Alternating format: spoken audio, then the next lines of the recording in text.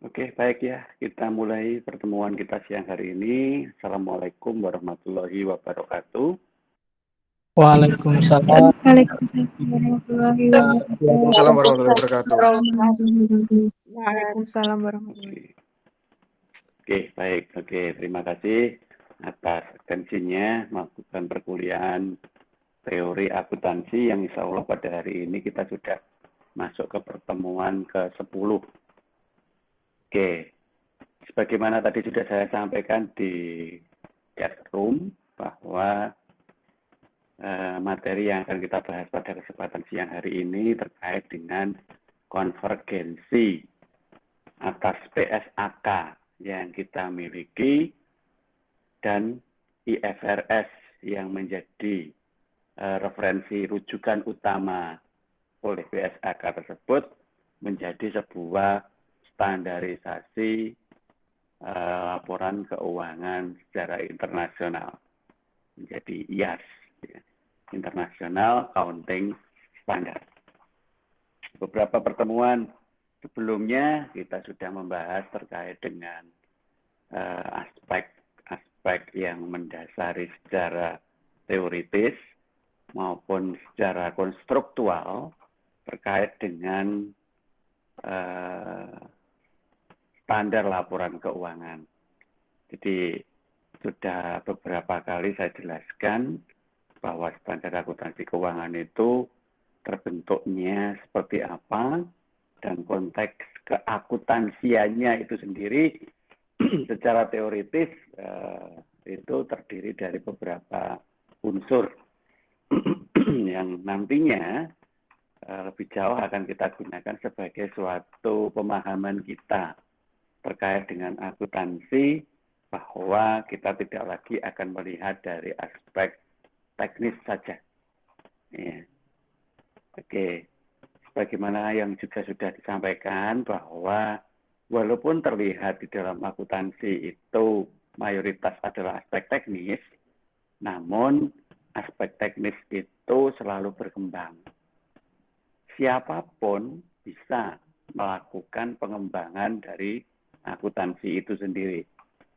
Karena akuntansi itu ada dalam rangka untuk menjembatani sebuah informasi yang berasal atau bersumber dari konteks atau kejadian transaksional aslinya ke dalam sebuah laporan yang nanti akan digunakan oleh beberapa pihak.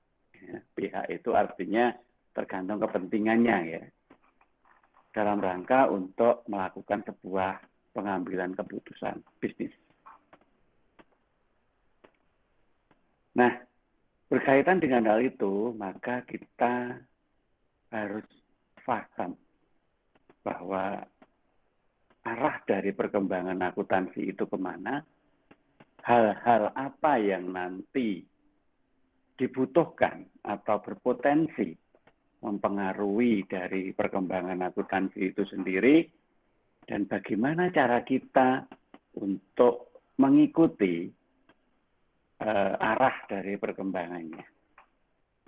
Nah, 3 hal inilah yang mutlak harus kita pahami ketika kita belajar tentang aspek teori. Beberapa kali juga sudah disampaikan terkait dengan bagaimana konteks yang terjadi saat ini, apa hal-hal yang nanti akan berpotensi mengubah, dan seperti apa nanti cara kita untuk menyikapi terkait dengan perubahan. Nah, coba beberapa elemen-elemen dasar yang saya sampaikan itu diingat kembali. Jadi untuk memahami teori itu memang kita tidak bisa menggunakannya satu persatu. Tidak bisa. Karena teori itu adalah elemen. Nah, elemen itu nanti akan terstruktur menyusun sebuah bentuk. Nah, maka yang harus kalian pegang adalah bentuknya dulu. Bentuk utama yang akan kita jadikan orientasi. Itu seperti apa? Nah, bentuk itu kemudian terdiri dari beberapa elemen tadi.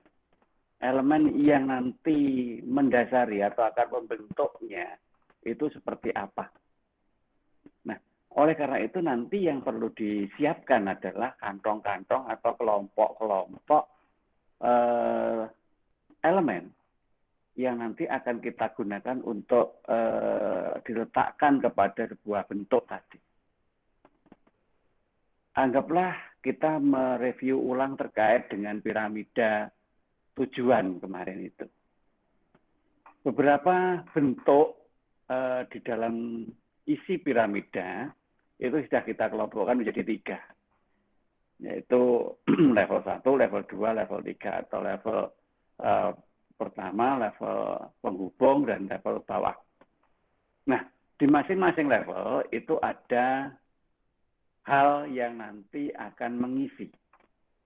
Oke, di mana yang paling bawah kemarin kita sudah pahami bahwa konteks teknis lah nanti yang akan kita lakukan. Nah, sedangkan di level paling atas itu adalah tujuan dari informasi laporan keuangan itu. Nah, jadi untuk memahaminya, pahamilah secara parsial per masing-masing posisi.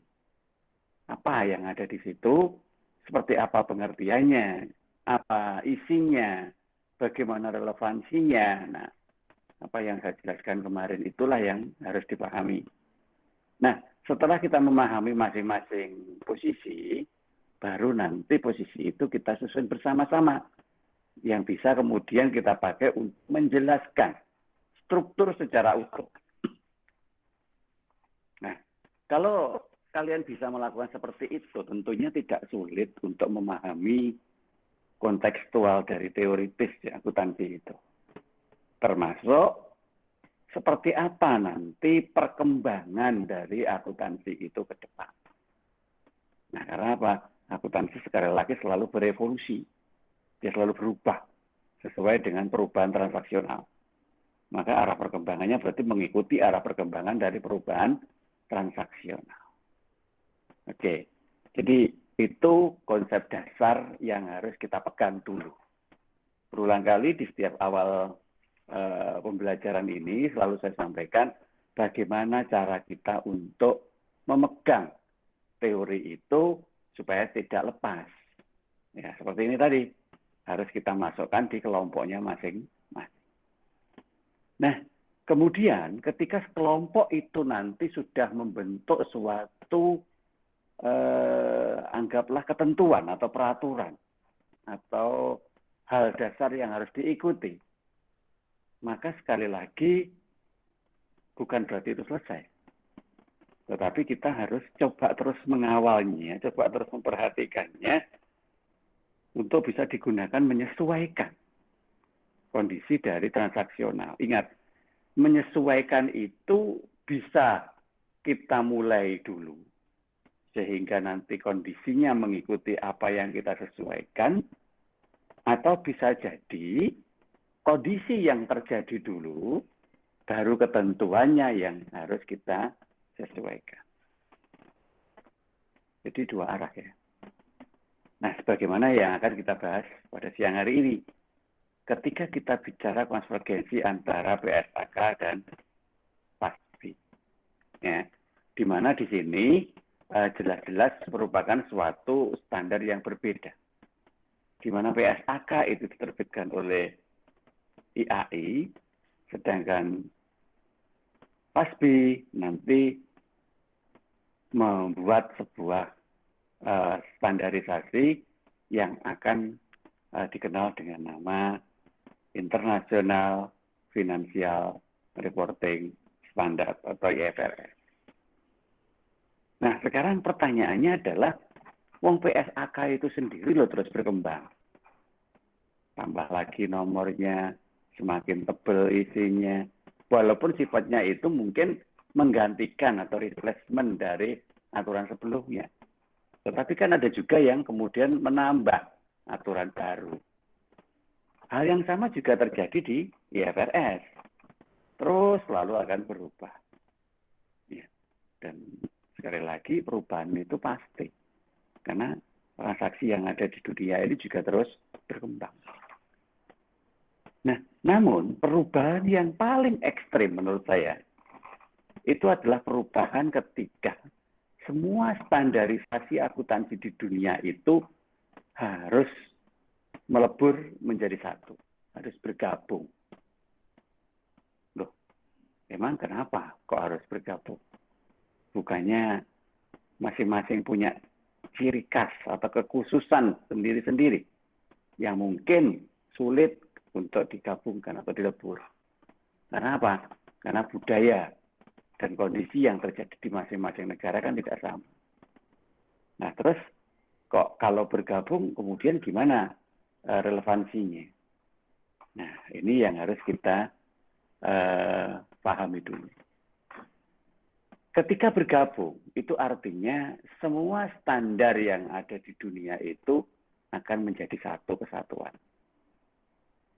Ya, akan menjadi satu kesatuan. Tapi bukan berarti kemudian standar yang ada di negara masing-masing itu tidak dipakai. Bukan ya. Jadi standar yang ada di masing-masing negara itu ya tetap berjalan.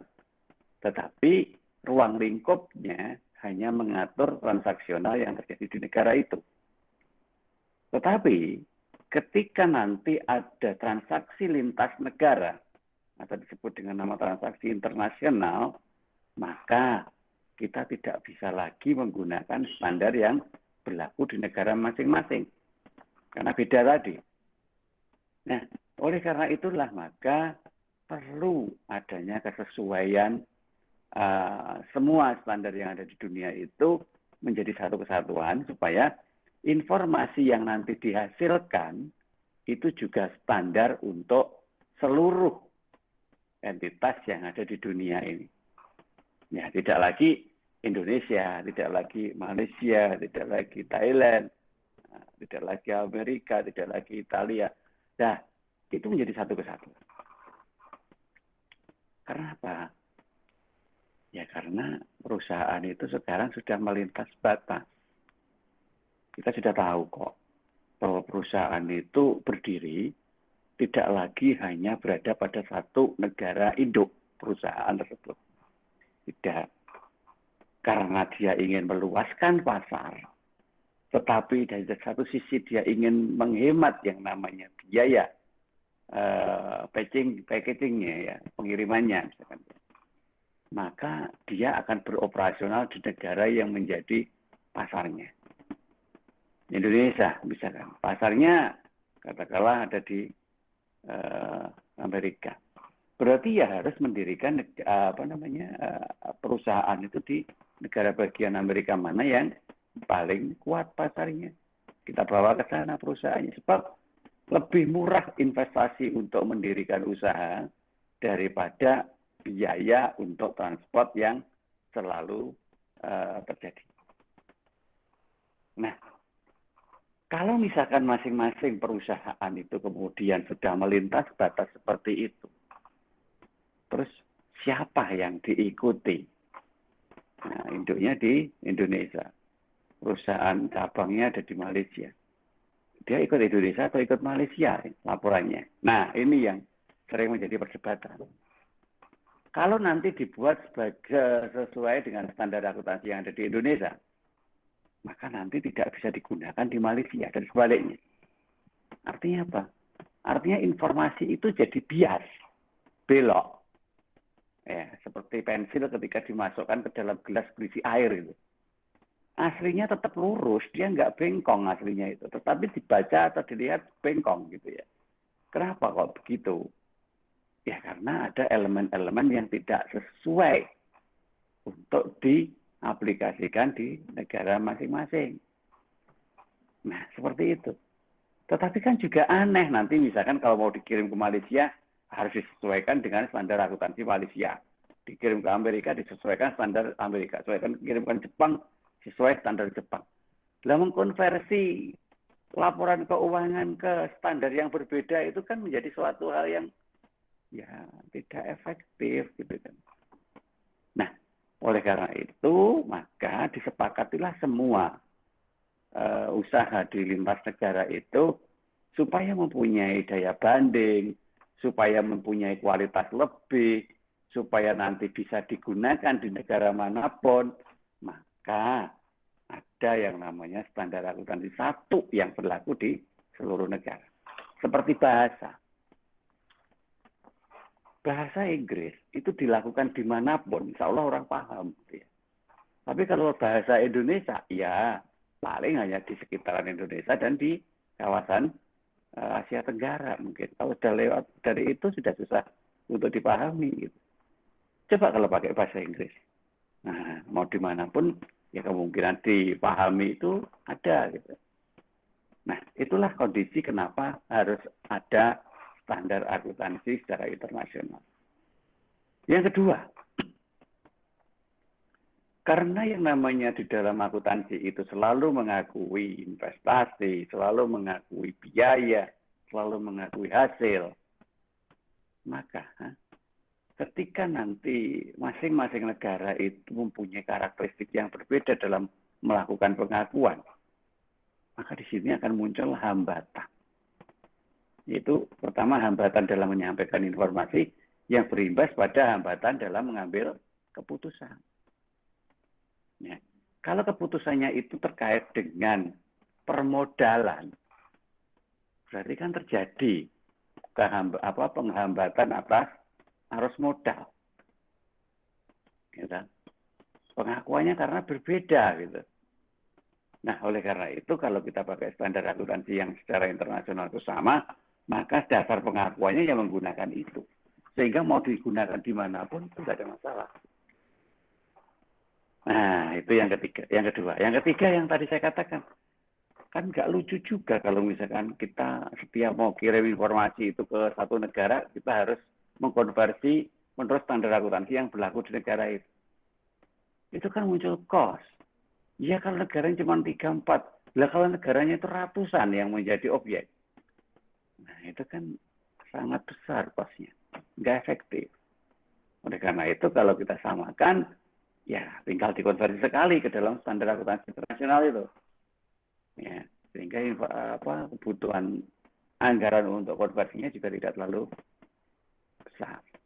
Nah, kalau semuanya itu sudah rapi tersusun, semuanya bisa diterima, maka sudah tidak ada lagi hambatan, sudah tidak lagi halangan, tidak ada lagi yang namanya penyesuaian terkait dengan transaksi-transaksi yang terjadi di setiap negara. Nah, sehingga apa yang terjadi? Maka laporan keuangannya itu benar-benar informatif. Laporan keuangan yang informatif berarti kualitasnya adalah best practice. Jadi bisa digunakan untuk sebuah praktis yang terbaik. Nah, inilah kenapa ada standarisasi secara internasional. Nah, bagaimana dengan Indonesia terkait dengan persiapan konvergensi itu? Sebenarnya itu bukan sesuatu yang yang sulit untuk Indonesia ketika melakukan konvergensi. Kenapa?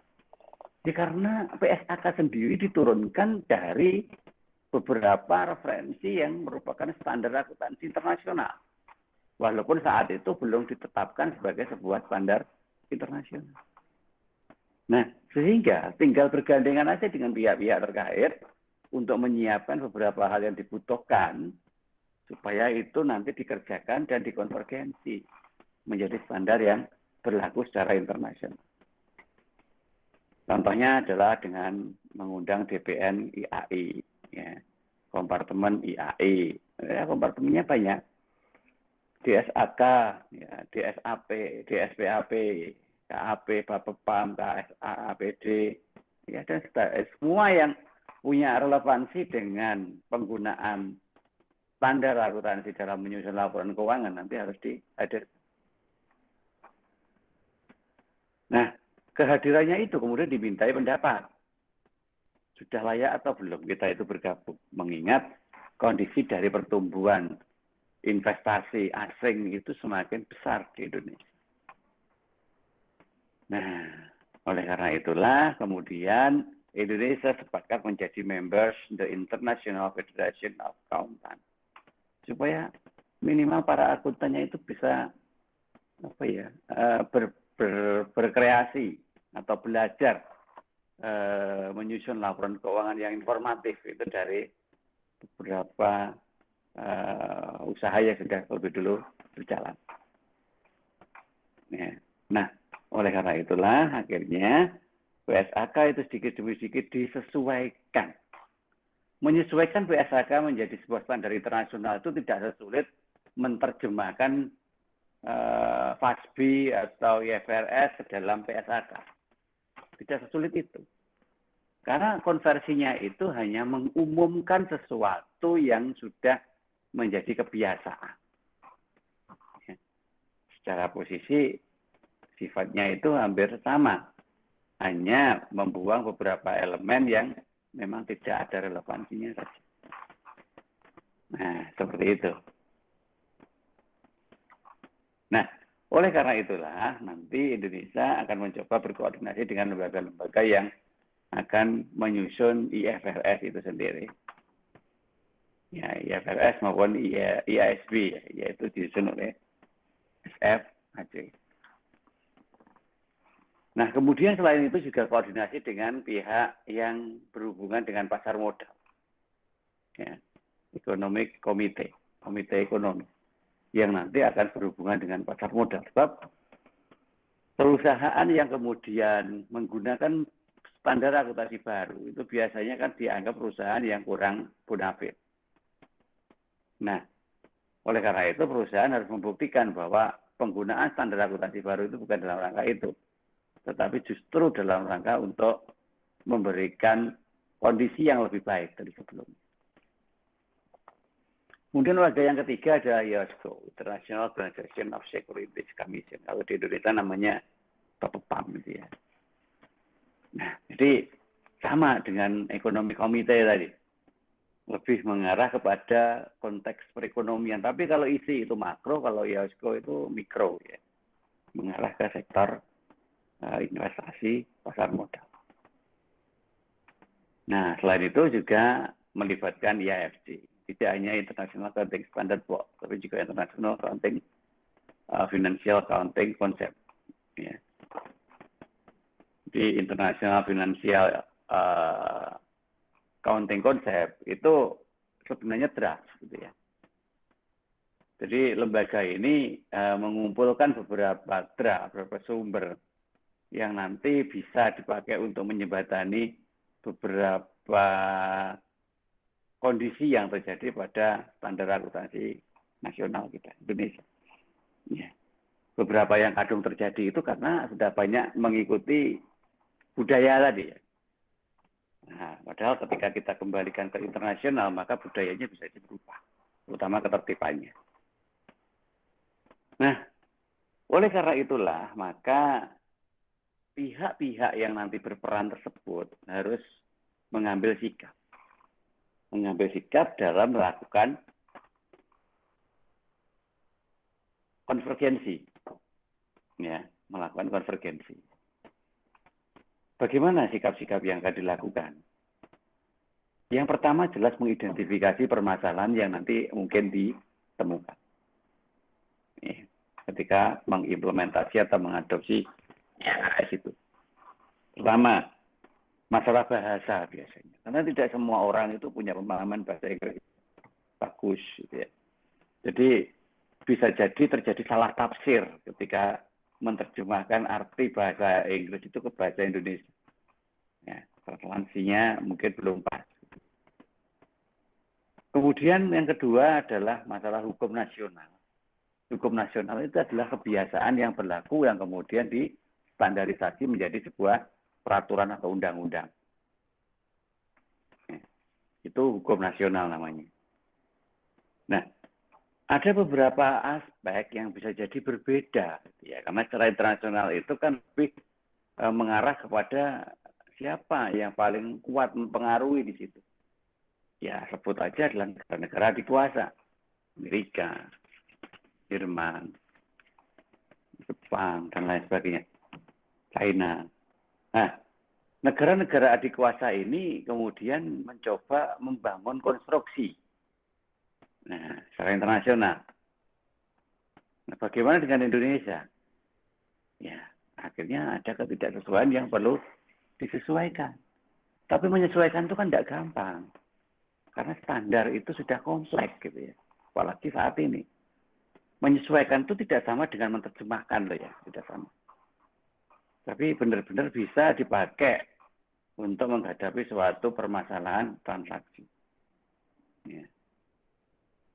Oke, kemudian yang keempat adalah tentang frekuensi perubahan dan kompleksitas standar internasional.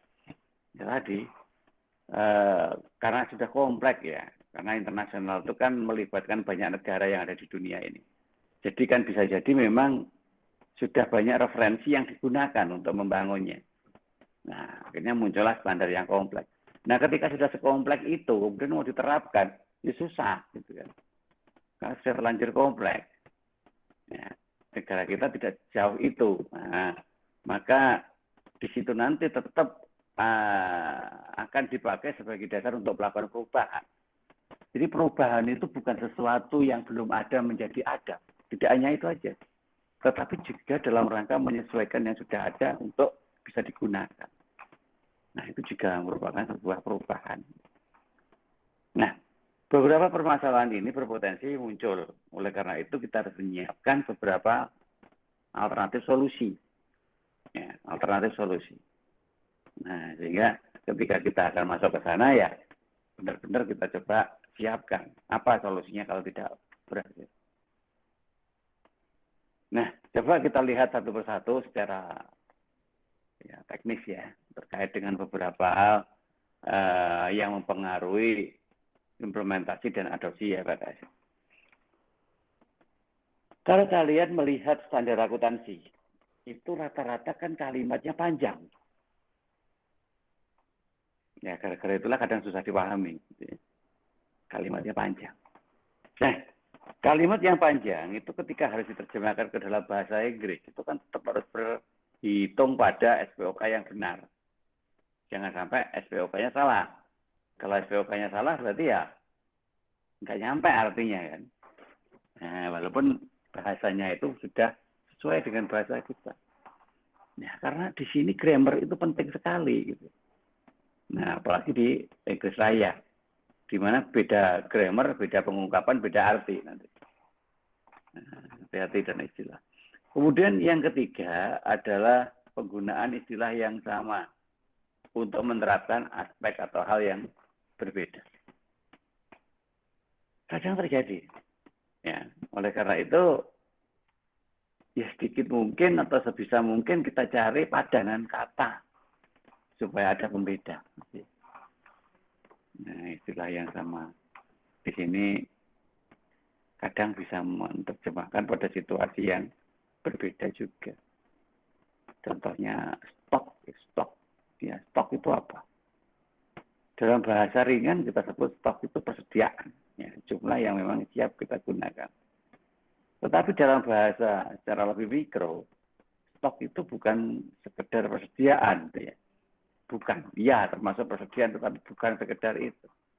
Di mana stok itu juga merupakan suatu kondisi dalam elemen saham. Ya, elemen saham itu juga disebut stok. Nah itu, sehingga perlu diperjelas maksudnya. Nah, yang sama aja rentan menimbulkan masalah apalagi yang beda.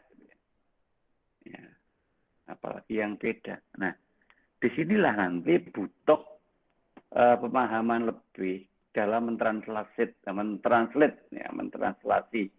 dari sebuah referensi. Sebab nanti kalau kita terbiasa menyingkat, maka apa yang diterjemahkan itu menjadi beda arti. Ya. Nah. Oleh karena itulah nanti hal-hal seperti ini masih dipelajari. Ya, yang kemudian karena butuh waktu maka menjadi sebuah keterbatasan dari translatornya. Nah, tadi masalah hukum nasional sekarang. Ya, hukum nasional itu ya memang sudah ada dari dulu. Oleh karena itu kita harus bisa mencoba untuk menyesuaikan hukum internasional itu ke dalam aturan yang ada di standar tersebut. Atau selain itu sudah sesuai semua, ternyata banyak sekali standar yang transaksionalnya tidak ada di entitas realnya. Tidak tahu apakah itu sudah dipindah atau mungkin ya memang sudah habis terjual gitu ya. Nah, oleh karena itulah maka untuk menyelesaikan beberapa sengketa seperti itu, tetap kita tidak bisa mengacu pada sisa standarisasi akuntansi yang sudah terjadi. Ya tidak bisa hanya dari situ aja. Artinya apa? Artinya memang ada beberapa hal yang harus disesuaikan ulang gitu ya. Karena hukum nasionalnya berubah. Antar negara beda. Misalkan itu dicontohkan transaksi ekuitas. Ketika misalkan seseorang atau seorang investor itu membeli saham di Indonesia atau investasi saham-saham perusahaan Indonesia dengan investasi saham perusahaan lain, misalkan perusahaan yang ada di Inggris misalnya, jelas beda, gitu ya. Jelas beda. Mulai dari pengakuan dan pengukurannya aja udah beda. Nah, kenapa kok beda? Yang paling sering kita pakai untuk melihat perbedaannya adalah jenis perusahaannya. Bisa di perusahaan ada PT, persiapan terbatas, ada CV. Nah, hal yang berbeda terjadi di negara yang lain. Mungkin di sana yang di Indonesia dikenal dengan nama PT itu namanya beda lagi. Mekanisme transaksional dari sahamnya juga beda lagi. Nah, oleh karena itulah nanti perlu dicari sebuah titik temu ya untuk menyamakan persepsi dari masing-masing itu supaya bisa ditarik menjadi suatu ketentuan baru untuk diakui sebagai sebuah hukum internasional. Jadi bukan hukum nasional, tapi jadi sebuah hukum internasional. Nah, kalau kita sudah bicara dengan hukum internasional, berarti itu menjadi sebuah standar internasional. Ketika dilihat dari pola derivasinya yang sekompleks itu, ya dikhawatirkan juga sama. Nanti standarisasinya menjadi lebih kompleks lagi. Kalau terlalu kompleks siapa yang memakai gitu ya? Susah. Nah, oleh karena itu beberapa hal yang sifatnya terlihat kompleks itu kemudian di-adjust ulang, disesuaikan kembali. Ya. Sehingga yang perlu dikuatkan di sini hanya prinsip dasarnya saja. Makanya standar akuntansi yang internasional ini kemudian mengambil prinsip-prinsip dasar dari masing-masing standar yang ada di masing-masing negara itu untuk direview. Ya. Sehingga pendekatannya menjadi principle-based approach. Ya. Principle-based approach. Nah, ketika prinsip-based approach itu sudah bisa kita pegang, sudah bisa dipahami oleh pelakunya, maka yang dijadikan bahan pembicaraan ya hanya yang principle base-nya saja, ya, dasar dari prinsip operasionalnya, dasarnya tok itu ya, baik itu di sisi pengakuan ataupun pengukurannya. Nah, kalau yang kita pegang dasar, berarti kan ketika harus di-adjust, disesuaikan menjadi sesuatu yang baru, itu tidak ada masalah. Karena yang dasar sudah kita pegang. Misalkan, berapa banyak sih sebenarnya persediaan itu harus kita kumpulkan. Nah, yang bagus itu adalah persediaan yang selalu ada di muka, atau persediaan yang selalu bisa cukup mengikuti dari pertumbuhan produksi. Nah, inilah base approach-nya. Oke, proses produksinya seperti apa? Oh, by request. Kalau begitu ya kita cukup menyediakan sesuai dengan request. Misalkan, nah seperti itu. Jadi standarnya adalah berdasarkan prinsip request tadi. Nah, akhirnya ketika kita mencatat persediaan ya kita gunakan pencatatan persediaan yang ya apa ya yang mengikuti jumlah persediaan yang ada saat dibutuhkan itu aja. Ya. Biasanya itu metodenya adalah LIFO, last in first out. Nah, seperti itu. Itu adalah suatu kondisi yang nanti berdampak ya pada sebuah konvergensi karena adanya sebuah kompleksitas. Nah, belum lagi didukung oleh beberapa hal seperti ini, yaitu perubahan dan kompleksitas dari standar akuntansi internasional yang terus nanti akhir mengikuti dari kejadian-kejadian transaksionalnya. Ya, semua tahu bahwa itu tidak gampang, gitu ya. Oleh karena itulah maka yang diwaspadai adalah potensi perubahannya. Ya, potensi perubahan, misalkan seperti saat ini. Kalau dulu kita bertransaksi secara langsung itu sangat mudah dan sangat dianjurkan. Karena secara trust itu juga kuat, kemudian secara penyelesaian masalah itu juga langsung, karena bisa langsung ketemu sama orangnya. Tapi di kondisi seperti saat ini kita sulit untuk bertemu dengan orang-orangnya itu tadi. Apalagi ketika terjadi larangan untuk bepergian ke luar wilayah.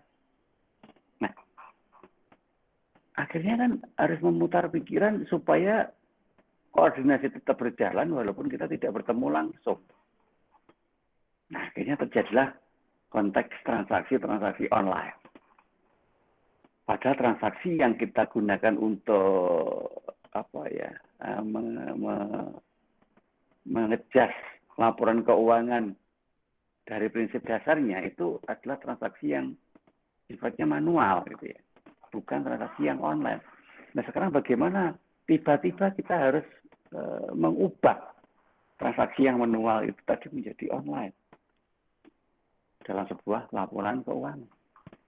Nah, ini ya tetap nanti akan terjadi perubahan itu, tetapi yang kita antisipasi ya perubahannya itu apalagi setelah ini ya, what's next-nya gitu ya.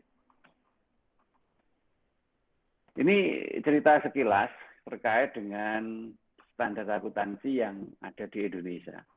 Ya, sebelum kita coba konvergensikan dengan IFRS, sebenarnya seperti apa sih dulu riwayat dari perjalanan munculnya standar akuntansi di Indonesia? Beberapa pertemuan sering saya singgung hal ini, yaitu bahwa terjadinya standarisasi akuntansi di Indonesia itu tidak lepas dari beberapa standar akuntansi lain yang ada di dunia ini. Ya, tapi secara detail belum, memang ya. Insya Allah kalau lebih detailnya bisa dibaca di situ ya. Di mana standar akuntansi kita, SAK itu, ya, muncul ditandai dengan 3 tonggak sejarah yang dipakai untuk mengelompokkan riwayat terbentuknya dan perubahan yang terjadi pada masing-masing waktunya. Yang pertama kali yaitu terjadinya, di mana terjadinya standar akuntansi itu karena ada rencana perubahan pasar modal. Ya. Perubahan apa? Perubahan yang semula itu tidak tidak join atau tidak link atau tidak berkolaborasi dengan pasar modal asing. Ya. Saat ini mau nggak mau ya harus berkolaborasi supaya transaksionalnya itu semakin luas. Nah, kalau nanti kita berkolaborasi berarti kita harus bisa membuat laporan yang setidaknya layak untuk disandingkan dengan laporan-laporan keuangan perusahaan asing itu. Oleh karena itu maka berpikirlah harus ada standar. Supaya apa? Supaya semua penyusun laporan keuangan itu memiliki dasar yang sama. Nah, itu tahun 73. Kemudian tahun 74 itu merevisi apa yang dilakukan di 73 itu. Maka kemudian muncul yang namanya standar baru yang benar-benar sudah mengarah ke akuntansi. Kalau yang awal tadi baru prinsip-prinsip dasarnya saja. Nah, kemudian yang kedua itu sudah mengarah kepada teknisnya. Sehingga dinamai dengan prinsip akuntansi Indonesia. Nah, Kemudian perkembangan demi perkembangan berikutnya yang mengubah teknis, menambah lagi hal teknis baru, maka ada keinginan untuk mencoba memodernisasi yang namanya bursa dari bursa dari pasar modal itu menjadi yang lebih bagus. Akhirnya direvisi lah yang namanya standar akuntansinya. Nah, revisi itu mengikuti dari beberapa negara yang sudah mapan, gitu ya. Maka sebenarnya yang saya ceritakan tadi bahwa Indonesia mengadopsi FASB itu ada di sini, yaitu ketika mencoba merevisi total prinsip akuntansi Indonesia dan berencana membangun sebuah standar akuntansi keuangan. Dan itu terjadi pada 1 Oktober 94. Nah, kemudian perkembangan berikutnya, standar akuntansi itu sudah mulai berjalan, sudah mulai bisa digunakan untuk mendasari aturan-aturan dalam membuat laporan keuangan. Nah, namun karena transaksionalnya tadi terus berkembang, maka beberapa nomor yang ada di dalam SAK itu juga harus disesuaikan. Contohnya adalah PSAK nomor 59. PSAK nomor 59 tentang akuntansi perbankan syariah. Itu awalnya adalah menyesuaikan PSAK nomor 34, yaitu akuntansi perbankan. Pada akuntansi perbankan, waktu itu belum mengenal bank syariah. Sehingga bank konvensional itu yang digunakan untuk dasar. Ya, maka PSAK 34 mengatur tentang akuntansi keuangan untuk bank konvensional. Tapi begitu kemudian muncul bank-bank syariah, maka PSAK 34 itu direvisi dan disesuaikan lagi dengan konteks yang ada di bank syariah. Maka muncullah PSAK nomor 59. Ya. Nah, ternyata pertumbuhan bank syariah yang sebegitu besar menuntut beberapa transaksi-transaksi baru yang berubah dari transaksi awal. Maka ada beberapa aspek yang belum diatur di PSAK 59 harus diatur secara terpisah. Maka muncullah PSAK 101, 102, 103 sampai hari ini sudah 112 PSAK yang menyangkut atau mengatur tentang akuntansi perbankan syariah. Nah, seperti itu contohnya ya. Jadi seringkali PSAK itu kemudian merevisi dan mengganti buku SAK-nya. Nah, jadinya itu. Karena setiap kali revisi, maka edisi dari buku SAK akan diubah. Kalau kalian bisa menelusuri sampai saat ini sudah ada 5 kali terjadi perubahan buku SAK. Yang artinya sudah 5 kali pula terjadi perubahan yang signifikan terkait dengan isi dari PSAK itu. Nah, 2002 ya perubahan dari PSAK 59 tadi, kemudian berkembang lagi tahun 2007, 2012 sampai 2017 hingga yang terakhir adalah 2019 kemarin. Ya, 2019 kemarin. Tapi 2019 lebih banyak fokus kepada transaksi-transaksi syariah. Yang semula hanya bank, kemudian berkembang juga menjadi lembaga-lembaga keuangan syariah. Bahkan sudah mulai ada beberapa pasar modal syariah dan beberapa perusahaan-perusahaan, baik itu manufaktur maupun jasa yang sifatnya berdasarkan dari prinsip Islam tersebut. Nah, semua perubahan yang ada di standar akuntansi tadi sebenarnya selain mengikuti transaksional, tujuan lainnya adalah keinginan untuk selalu menjaga supaya PSAK itu tetap bisa dipakai, yang kita kenal dengan nama pemutakhiran SAK. Nah, karena pemutakhiran itu artinya selalu menyesuaikan dengan apa yang terjadi pada waktu itu atas dasar transaksional seluruh lembaga usaha. Nah, ternyata di era saat ini, selain dunia digital yang akan kita masuki, akhirnya tidak lagi mengenal yang namanya batas geografis dalam bertransaksi. Tidak ada lagi yang namanya perbedaan mata uang, perbedaan bahasa. Semua disamakan menjadi satu prinsip.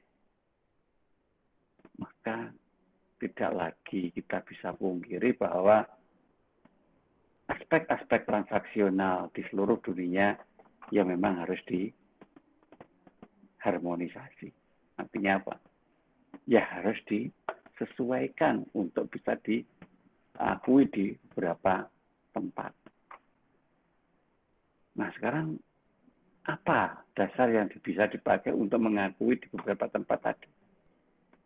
Tidak lain adalah standar akuntansi internasional.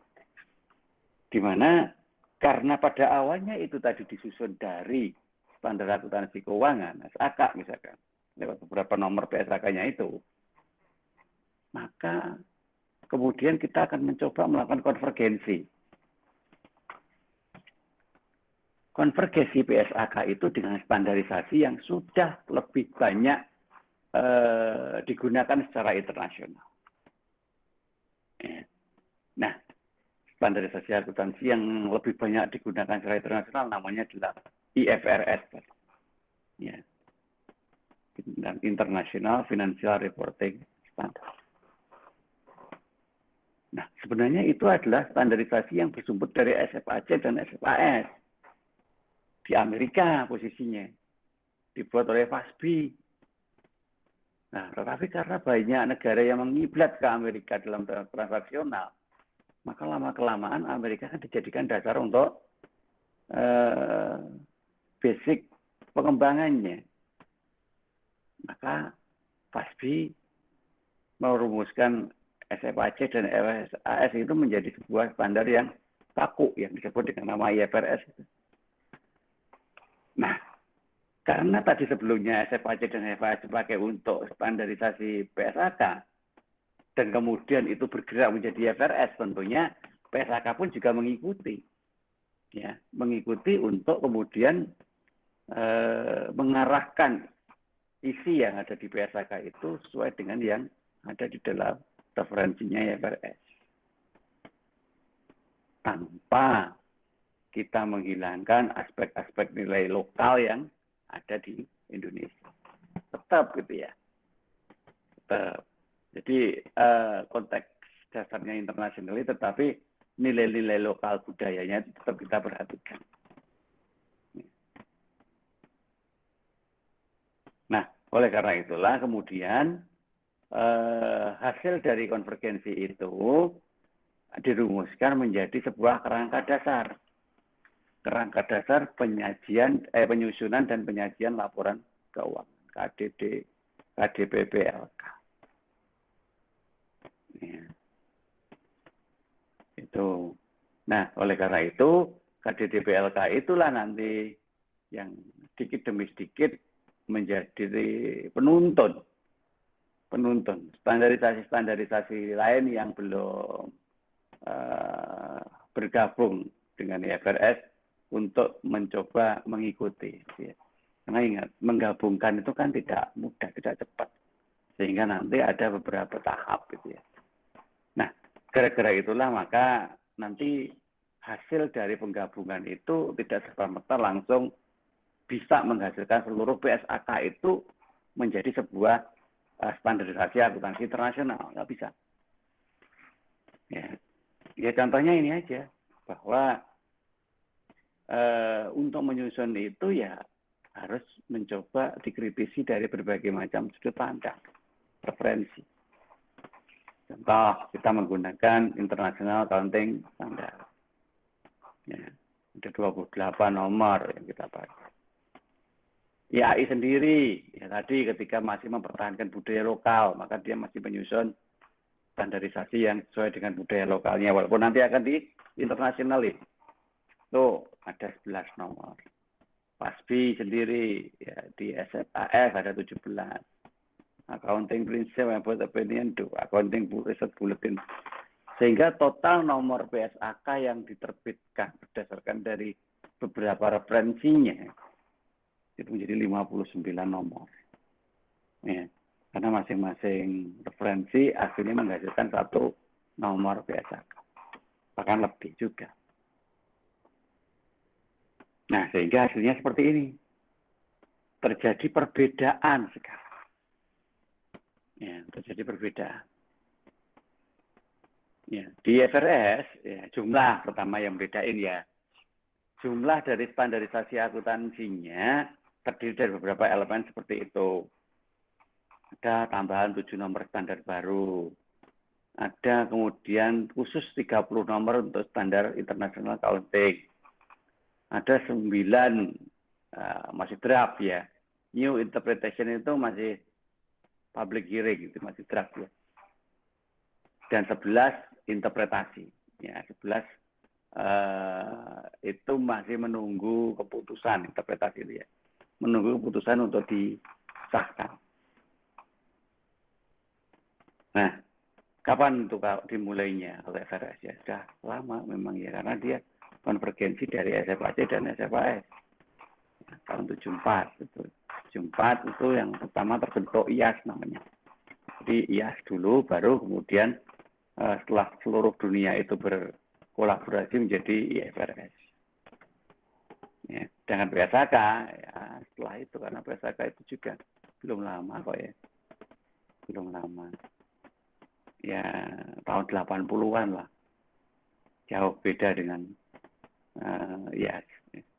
Nah, oleh karena itu, perkembangannya juga lebih belakangan dibanding dengan IFRS. Oke. Lebih jauh kira-kira untuk perbandingan antara IFRS dan PSAK seperti itu ya. IFRS jelas dia sudah menggunakan standar internasional, di PSAK masih belum karena memang sifatnya lokal. Dan seterusnya itu bisa dibaca sendiri ya. Artinya apa? Artinya di IFRS itu sudah memunculkan 7 ya. 7 poin yang nanti bisa dipakai untuk sebuah standarisasi secara internasional. Tetapi di PSAK, ya sebenarnya juga bisa, cuman belum sempurna, ya, belum sepenuhnya. Belum sepenuhnya bisa digunakan untuk standar internasional. Oke, itu perbandingan dari dua standarisasi tersebut. Nah, penjelasannya ini ya. Recent discussion by FASB and the ISB tentang pendekatan yang digunakan untuk program konvergensi di mana akhirnya akan menghasilkan agreement atau kesepakatan dari beberapa aspek ini. Ya. Yang pertama, convergency of accounting standard can be achieved through the development of high quality. Jadi sebuah konvergensi dari standar akuntansi itu dapat menjadi bagus dan akan menghasilkan suatu pengembangan yang high quality ya. Ketika common standards over time ya terjadi penambahan beberapa standar baru setiap waktunya. Jadi namanya berkembang itu akan menjadi lebih banyak itu ya. Baik lebih banyaknya itu karena penyesuaian atau lebih banyaknya karena ada yang baru. Ya. Nah itu kesepakatannya yang pertama. Yang kedua, trying to eliminate difference between two standards that are in need of significant improvement is not the best use of the FASB and the ISB resource. Ya. Ketika berusaha untuk eliminate, ya, menghilangkan perbedaan di antara dua standar itu. Jadi perbedaan itu tidak boleh dihilangkan itu. Jadi, jangan dihilangkan. Karena justru dengan perbedaan itulah nanti kita akan menemukan beberapa aturan baru gitu. Kalau di kesepakatannya seperti itu. Jadi tidak lagi boleh melakukan eliminasi. Kalau biasanya kita menemukan yang dianggap lebih baru kan yang lama kita tinggalkan itu. Itu namanya eliminated. Ya. Karena apa? Karena ketika kita mengeliminated suatu standar yang sebenarnya itu sudah lama terjadi, sudah berjalan. Ada beberapa hal yang sudah include di dalam standar itu yang kemudian tiba-tiba hilang. Nah, ini loh. Menurut FASB, ini merupakan sebuah significant improvement, ya, perubahan yang signifikan karena mengubah total semuanya tanpa mencoba untuk memperbaiki atau menyempurnakan apa yang sudah berjalan sebelumnya. Nah, ini sehingga disarankan memang tidak lagi menghilangkan atau mengeliminate perbedaan itu. Instead, a new common standard should be developed that improve the financial information report to investor. Jadi, ya memang seharusnya yang namanya standar baru itu harusnya dibangun oleh suatu hal yang bersumber dari informasi yang nanti dimunculkan oleh investor. Jadi improvisasi para investor itu yang ditunggu. Kalau terjadi seperti ini, standarnya adalah seperti ini. Tapi konteks realitasnya ya tidak sama dengan yang harusnya dilakukan di dalam standar itu. Maka apa yang harus dilaporkan? Improvisasi. Jadi memang harus ada kreativitas dalam membuat informasi yang berbeda. Tetapi sekali lagi kreativitas itu bukan berarti kemudian kita semaunya sendiri untuk menyusun. Ya, tetap kita menggunakan aturan-aturan baku dalam standar akuntansi yang ada. Serving the needs of investor mean, that the board should seek to convergence by replacing weaker standard with stronger standard.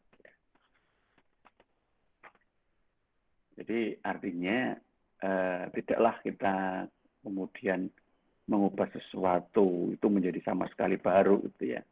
Tidak. Tetapi yang lama itu ya tetap kita digunakan sebagai dasar. Karena yang lama itulah yang sudah berjalan. Dan muncul beberapa kelemahan. Muncul beberapa keterbatasan.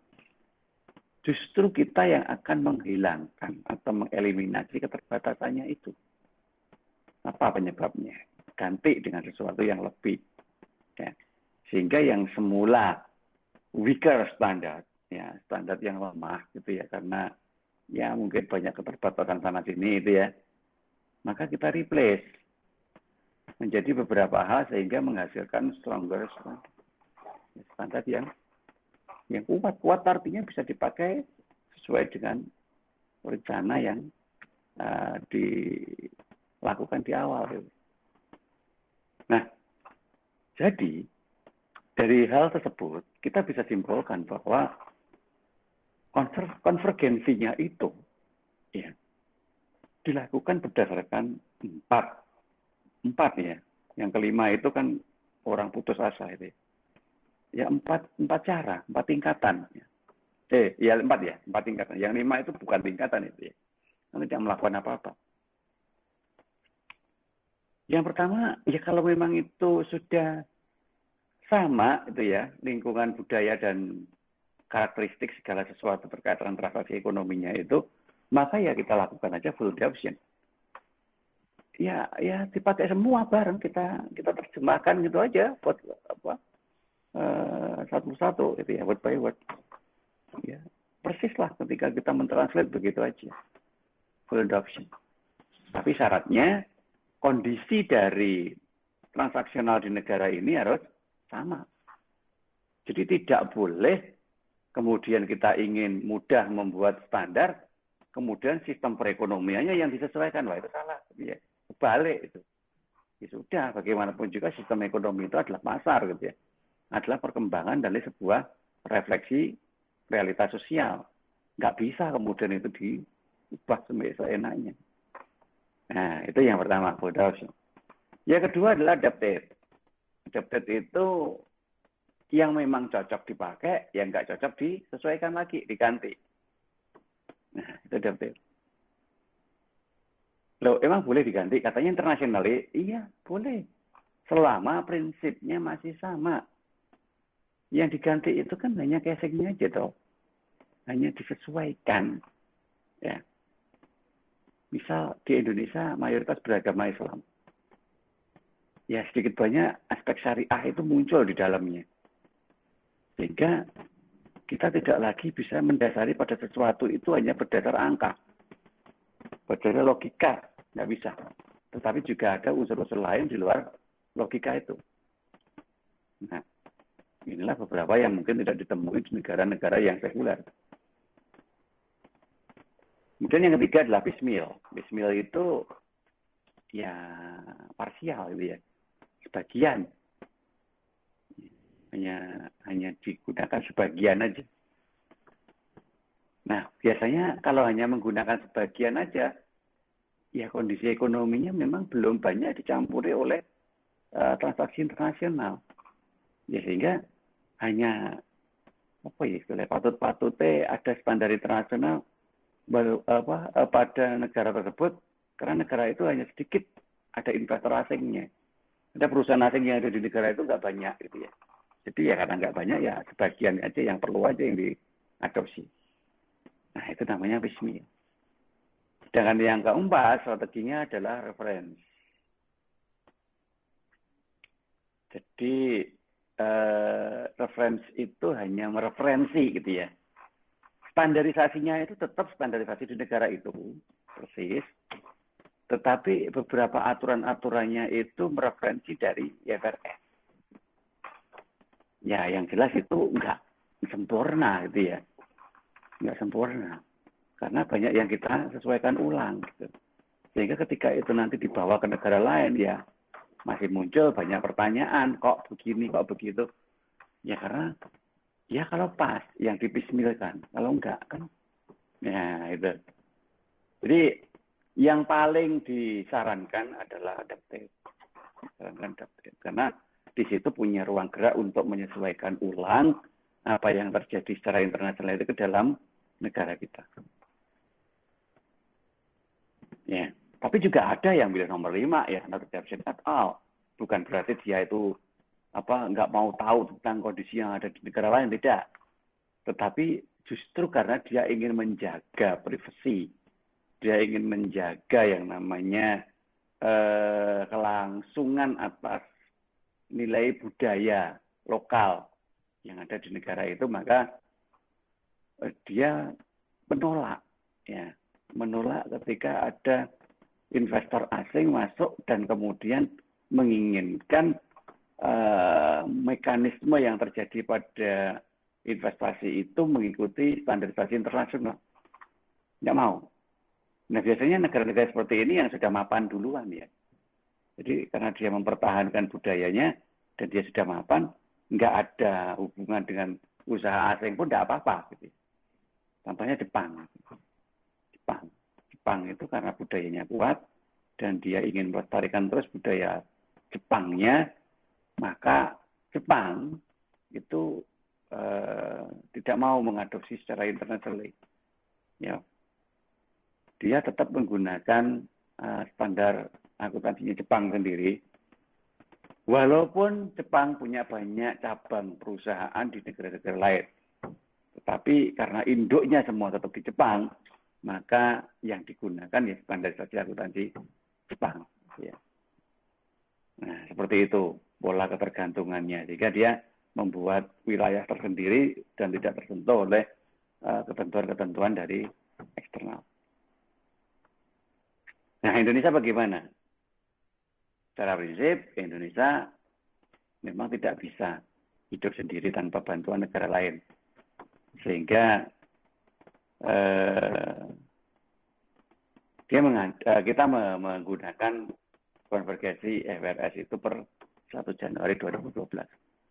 Ya, awalnya kita itu hanya piecemeal. Jadi sebagian aja yang kita pakai. Jadi mengikuti apa yang dilaporkan oleh perusahaan asing yang ada di Indonesia aja. Ya, piecemeal. Namun kemudian ternyata kok Indonesia lebih dominan dibuka keran perdagangan bebas. Lebih dominan untuk mencari investor asing sehingga munculan company atau perusahaan-perusahaan multinasional. Ya, jadi satu perusahaan yang dimiliki sahamnya oleh beberapa negara gitu ya, yang multinasional company. Nah, sehingga akhirnya mengarah kepada adaptive, yaitu mencoba mengadopsi hampir semua nomor dari IFRS itu ke Indonesia, di mana disesuaikan dengan beberapa yang ada di SAK itu sendiri. Nah, kondisi tersebut sebenarnya terjadi ketika IAI memutuskan strategi yang cocok untuk dilakukan di Indonesia terkait dengan IFRS itu. Ada dua, yang pertama selektif, yang kedua adalah dual standard. Selektif itu apa?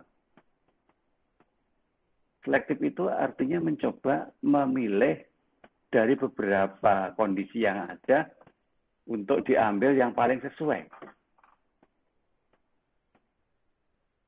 Nah, SAK awalnya sudah sesuai. Namun ketika banyak investor asing, ada beberapa kultur-kultur baru yang masuk, kesesuaiannya mulai berkurang. Sehingga secara piecemeal mengadopsi IFRS. Nah, kemudian semakin berkembang perusahaan asing di Indonesia, akhirnya tidak lagi bisa piecemeal, ya, sehingga ditingkatkan lagi menjadi adaptive. Nah, dengan demikian artinya kita menggunakan strategi selektif, yaitu mencoba memilih beberapa hal yang nanti paling menguntungkan, ya, sambil mencoba merevisi atau menyesuaikan standarisasi yang sudah ada itu supaya juga bisa digunakan secara bersama-sama. Itu strategi yang pertama. Kemudian ada strategi yang kedua namanya dual standard. Ya, jadi IFRS itu terjemahkan semua, dan kemudian ya ada beberapa perusahaan yang nanti diputuskan atau dijadwalkan untuk menggunakan IFRS-nya itu. Tetapi bagi beberapa perusahaan yang lain tetap diminta untuk menggunakan standar akuntansi keuangan yang berlaku di Indonesia. Artinya dua standar itu dilakukan bersama-sama. Ya. Bagi perusahaan yang memang tidak punya cabang di luar negeri, semuanya ada di Indonesia, ya pakailah standar akuntansi keuangan. Tetapi kalau memang ada yang bertransaksi dengan luar negeri, cabangnya di sana, induknya di sana, maka gunakanlah IFRS. Nah, dua standar itu artinya seperti itu. Ya. Nah, di Indonesia mana yang digunakan? Nah, itu ya. Sebenarnya dua-duanya dipakai, itu. Sebenarnya dua-duanya dipakai. Cuman memang tidak bisa secara konsisten mana yang lebih dominan, gitu ya. Tidak. Karena ya sekali lagi carut marutnya kita itu masih belum mampu kalau harus membijaki sesuatu yang pasti. Ya, karena dampak dari kebijakan itu kan pasti sangat luas. Sehingga untuk main aman, ya sudah lebih baik mengikuti kebutuhan saja. Artinya strategi selektifnya digunakan, dua standar juga digunakan. Karena apa? Karena kalau nanti kita harus memilih salah satu, misalkan oke lah kita serius melakukan konvergensi sepenuhnya. Ada beberapa pertimbangan ya, yang memang harus kita pastikan kita mampu jika kita mau melakukan konvergensi secara penuh. Ya, yang pertama adalah ya kapan itu kita mulai bahwa kita akan melakukan secara penuh. Itu belum pernah ada komando secara resmi, secara jelas ya dari IAI itu sendiri lewat dewan standarnya. Belum. Jadi kalau kalian mereview apa yang saya ceritakan tadi, munculnya IFRS di Indonesia itu sajane ya hanya sekedar karena Indonesia itu ada perusahaan multinasional company. Ya itu. Jadi ya memberikan ruang gerak bagi perusahaan-perusahaan asing supaya bisa terus memberikan informasi terstandar ke beberapa negara. Jadi bukan kepentingan IAI sendiri sebenarnya untuk mencoba mengkonversi secara total apa yang ada di PSAK. Yang kedua, memang konversi itu juga butuh biaya, gitu ya. Nah, itu biaya yang besar, dan karena belum serius, maka memang belum ada anggaran untuk ke sana. Kemudian yang ketiga, sumber daya manusia. Kita masih banyak sering bermain lokal, gitu ya. Internasional rata-rata membawa pekerja dari negara asalnya, sehingga transfer teknologinya itu tidak sepenuhnya. Gitu. Sehingga karena memang belum sepenuhnya mengarah ke sana, maka sumber daya manusia belum disiapkan untuk hal-hal seperti itu. Ya. Selain itu juga karena undang-undang di Indonesia sendiri juga masih melindungi kepentingan Indonesia supaya tidak banyak tercampuri oleh pihak-pihak asing. Ya. Nah, selain itu juga akhirnya menghasilkan suatu kondisi di mana orang-orang Indonesia ya terlalu banyak berinteraksi dengan sesama yang ada di Indonesia, sehingga masih menciptakan sesuatu yang negatif, ya. Negatif itu artinya apa? Artinya belum ada kepercayaan dari pihak luar terkait dengan ya etika atau moralitas ketika bertransaksi. Apalagi terjadinya banyak-banyak kasus yang mengarah kepada moral hazard atau penyalahgunaan kepentingan, gitu kan. Nah, itu loh yang kemudian akhirnya belum yakin kalau nanti sudah harus berinteraksi secara penuh dengan internasional, ya maka hukum internasional itu yang akan berjalan nanti kalau ada apa-apa. Dan ya Indonesia tidak bisa banyak berbuat kalau hukum internasional nanti yang digunakan. Nah, kalau kita belum banyak main ke sana, kan otomatis yang dipakai sebagai dasar hukum adalah dasar hukum yang ada di Indonesia. Sehingga keputusannya mutlak ditangani di Indonesia. Ya, itu adalah beberapa hal yang memang menjadi kekurangan atau kelemahan kita. Kenapa kok konvergensinya belum penuh, gitu ya. Walaupun selain itu juga nanti kalau memang sudah bisa, ya, kalau sudah bisa, ya, ada banyak manfaat sebenarnya. Yang pertama jelas itu nanti bisa memudahkan untuk komunikasi secara internasional. Kalau internasionalnya itu sudah sama-sama bisa paham, maka investasi global akan masuk. Cuman ketika investasi global itu masuk dan kita justru menjadi tamu di negeri sendiri, itu loh yang bahaya. Makanya kita setengah hati juga, karena kita belum kuat untuk membentengi budaya lokal atau industri lokal ketika keran perdagangan bebas itu terbuka secara penuh. Ya, karena semua harus transparan. Nah, kita belum siap untuk semuanya. Ya, walaupun nanti akhirnya kalau segala sesuatunya itu sudah transparan, sudah bisa dilakukan bersama-sama, maka akan membuka peluang yang namanya fundraising. Ya. Fundraising itu ya ada banyak sekali tawaran-tawaran bantuan, ya, yang dikemas dalam beberapa jenis, ya. Rata-rata ya modal, ya, berupa modal yang kemudian ditransaksikan di pasar modal. Oke, ada efisiensi penyusunan laporan keuangan karena memang kita tidak perlu harus mengkonversi satu persatu, dan kemudian kita bisa membuat earning management supaya laporan keuangan itu bisa terlihat bagus. Ya. Karena skopnya itu lebih luas, maka earning manajemennya juga lebih kompleks. Ya, tapi sekali lagi beberapa manfaat itu baru benar-benar terasa jika semuanya siap. Ya. Tetapi karena ketika semuanya itu masih belum siap, maka yang sering menjadi kendala itu semakin nyata, semakin terlihat. Ya, hal tersebutlah yang kemudian menjadi hambatan, ya, menghambat terjadinya konvergensi itu. Ya, ini saja contoh ini secara sekilas saja, ya. Terkait dengan pengukuran dan pengakuan. Financial asset dan derivasinya. Derivasi itu adalah turunan dari investasi.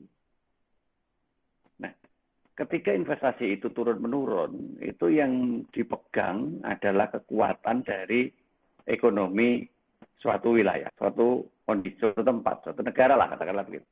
Kalau ekonominya masih rentan, maka transaksi derivatif justru akan menghancurkan secara massal. Ya, menghancurkan secara massal. Belum lagi aturan tentang pajak. Ya, di mana ya rata-rata orang itu pasti akan menghindari pajak.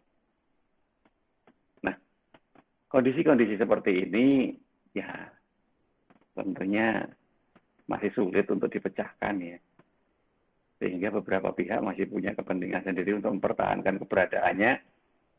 Nah, sehingga ketika harus mensinkronisasi secara konvergensi itu menjadi hal yang susah. Oke. Nah, FASB melihat kondisi seperti itu, dan itu tidak terjadi di Indonesia saja. Banyak negara yang melakukan hal yang sama. Kemudian tertarik untuk mencoba menganalisis dengan melakukan survei. FASB itu membuat survei di 59 negara ya, terkait dengan mekanisme konvergensi IFRS. Pertanyaan surveinya itu dikelompokkan jadi 3 itu aja, itu kelompoknya ya. Ada rencana nggak ngadopsi IFRS? Nah, atau mengkonvergensi standar akuntansinya menjadi IFRS. Kemudian apa yang mendasari? Nah, kemudian apa hambatannya? Nah, 3 pertanyaan mendasar ini ya, yang akhirnya menghasilkan beberapa temuan. Nah, dari 59 negara tadi, nanti ada di belakang ya, untuk daftarnya itu. Pertama, banyak ketidaksesuaian standar di beberapa negara dengan ketentuan IFRS. Ya. Yang rata-rata dipengaruhi oleh aturan yang berlaku di masing-masing negara itu. Masih terdapat perbedaan kepentingan antara IFRS yang berorientasi pada capital market dengan standar akuntansi yang berorientasi pada pajak. Nah, karena pajak di capital market itu juga tidak sinkron. Ya. Kalau capital market itu orientasinya kepada pemegang saham, ya, stakeholder. Kalau pajak itu orientasinya pada APBN. Nah, satunya itu dikasih orang secara bebas, satunya harus masuk ke negara. Nah, itu beda. Ini kepentingannya juga beda. Berbagai aturan yang kompleks dan dibagi sebagai hambatan. Ya, aturan-aturan tadi ya. Akhirnya kan bagi yang tidak mampu secara SDM gitu aja menghambat. Ya. Kemudian ada gap antara IFRS dengan standar akuntansi keuangan nasional. Karena gini, akuntansi nasional yang di Indonesia ya banyak sih perusahaan besar, banyak. Cuman perusahaan besar itu rentan. Sehingga ketika terjadi fluktuasi badai, inflasi, ya paling kena duluan itu, gitu ya. Hancur duluan ya itu. Gitu. Tapi karena besar maka nggak kelihatan hancurnya. Apalagi ada yang dijamin oleh pemerintah. Padahal rata-rata yang memperkuat dari APBN itu bukan dari hasil perusahaan-perusahaan besar tersebut, tetapi saking banyaknya industri kecil. Ya, kecil tetapi bergabung dalam jumlah yang banyak itu akan menjadi suatu kekuatan yang solid itu untuk memperkuat APBN kita. Dan industri kecil, namanya juga UMKM ya, karakternya jauh berbeda dengan perusahaan besar, apalagi perusahaan internasional.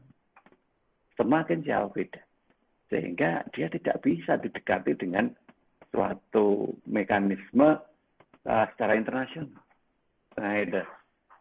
Nah, Indonesia pilih siapa kalau begitu?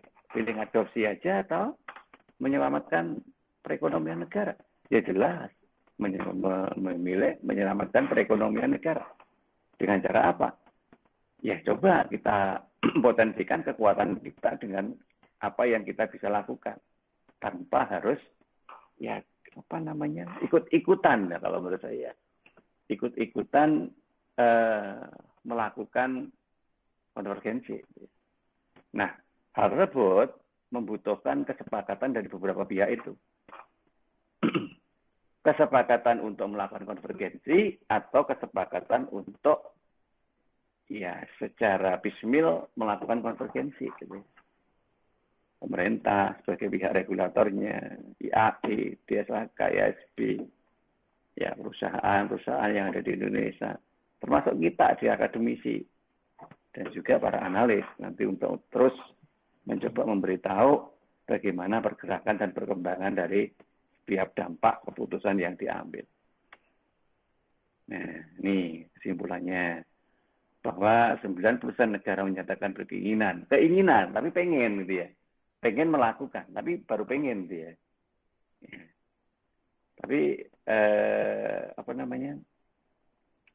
dari 90% yang pengen tadi nggak banyak yang kemudian melakukan action untuk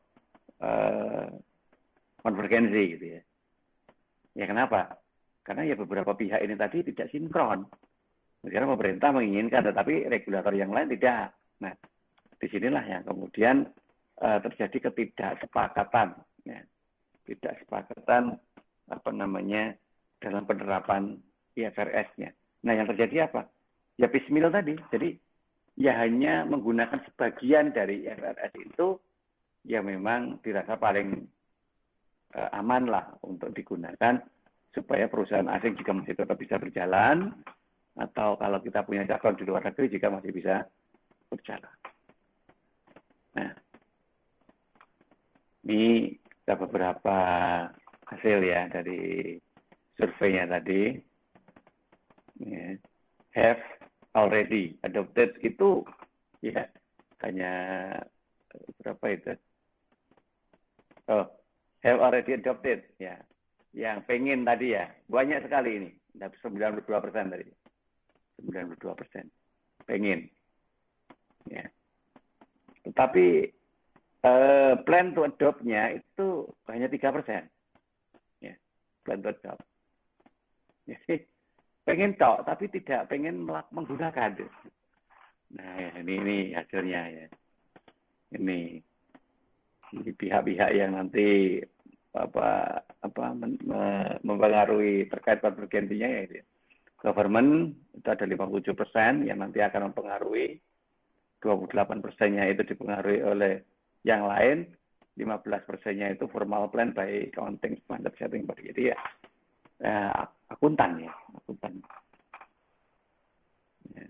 Kemudian konvergensi yang berikutnya ini yang replacing national GAP. Jadi ya ini 58% itu berani untuk mengubah standar akuntansi negaranya menjadi sebuah IFRS. Ya. Tapi yang adopting itu hanya 22%. Nah, jadi kan tidak sinkron ya. Nah, 20% itu pengennya mengeliminasi perbedaan antara IFRS dan standarisasi internasionalnya. Nah, jadi pada prinsipnya lebih banyak yang menginginkan, tetapi pada kenyataannya tidak sebanyak dari yang diinginkan. Nah, karena apa? Ya memang beberapa belum mampu gitu ya. Ya ini negara yang disurvei. Termasuk Indonesia, ya, termasuk Indonesia juga disurvei. Dan hasilnya seperti itu. Nah, kondisi-kondisi tersebut secara tidak langsung menunjukkan bahwa sebenarnya kemampuan dari Indonesia itu bukan jelek-jelek amat. Tidak. Yang dikatakan Indonesia itu juga sudah banyak perusahaan asing, multinational company juga subur ada di Indonesia. Itu iya. Cuman bagaimanapun juga Indonesia juga punya yang namanya UMKM yang jumlahnya ribuan. Dan itulah yang terbukti memperkuat sistem perekonomian kita. Bukan perusahaan-perusahaan besar itu. Justru banyak potensi alam kita yang hilang, nggak tahu kemana, gara-gara perusahaan-perusahaan besar itu. Nah, dari situlah kemudian masih terjadi tarik ulur terus kepentingan antara memang kita mengikuti negara-negara maju untuk benar-benar menjadi negara besar, tetapi ya harus mengorbankan budaya lokal dan kekuatan lokal, atau sebaliknya kita menanamkan kekuatan-kekuatan lokal kita itu untuk menjadi besar, supaya nanti kita menjadi negara yang ya dibangun berdasarkan dari kemampuan dirinya sendiri, sama seperti Jepang atau negara yang lain gitu ya. Ya mana ya?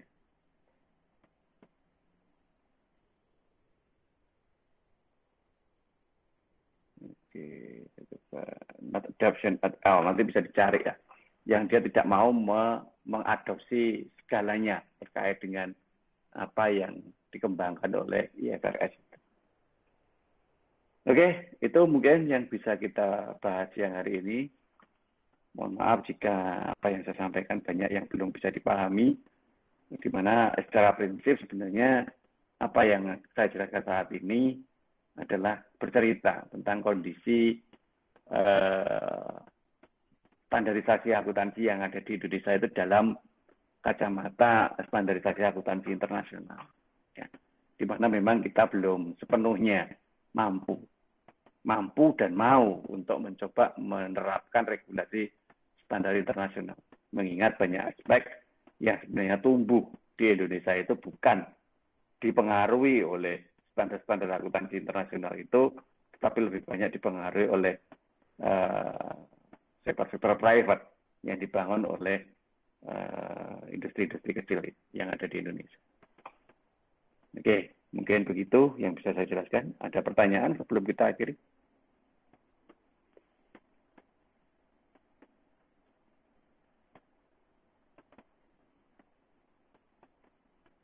Oke, nggak apa-apa jika nggak ada pertanyaan. Semoga nggak ada pertanyaannya itu karena ya paham atau ya masih mau belajar lagi, ya nggak apa-apa. Setidaknya sudah ada bahan yang dipakai untuk coba pelajari. Nah, harapan saya